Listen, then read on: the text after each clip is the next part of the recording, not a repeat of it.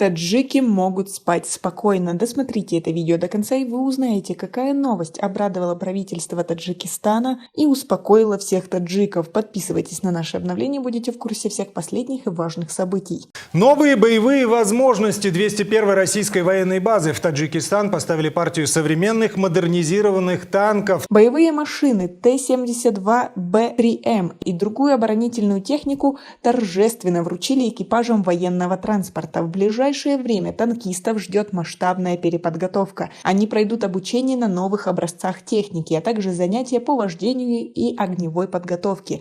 Кроме того, новые танки примут участие в разноплановых учениях 201-й российской военной базы, в том числе с другими подразделениями соединения. Всего их запланировано около 40. Данный танк обладает новой улучшенной 120 мм гладкоствольной пушкой со спаренным пулеметом ПКТМ, новым командирским прицелом с системой дубль, которая позволяет вести стрельбу не только наводчику-оператору, но и командиру машины. По словам генерал-полковника Александра Лапина, на российской военной базе в Таджикистане проводится комплекс мероприятий, который должен поднять уровень боевой подготовки на объекте. Новая партия техники поступила на вооружение 202-й российской военной базы 6 декабря. Российские военные получили более 30 модернизированных танков с улучшенными боевыми характеристиками.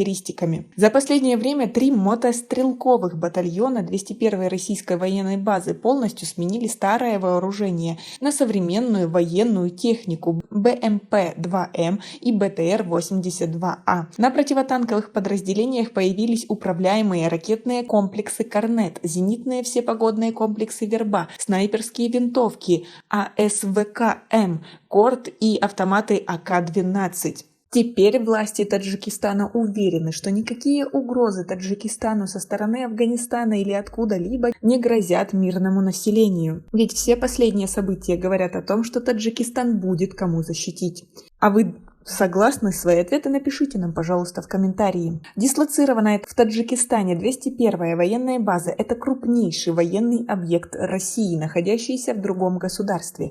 Она расположена на территориях 2 городов – Душанбе и Бахтара. В ее состав входят мотострелковые, танковые, артиллерийские, разведывательные подразделения ПВО, РХБЗ и связи. И теперь, когда у Таджикистана проходит объединение ПВО защиты, Таджикистан становится все опаснее для своих противников. Российские танкисты проведут занятия после соответствующей переподготовки в зимнем периоде обучения.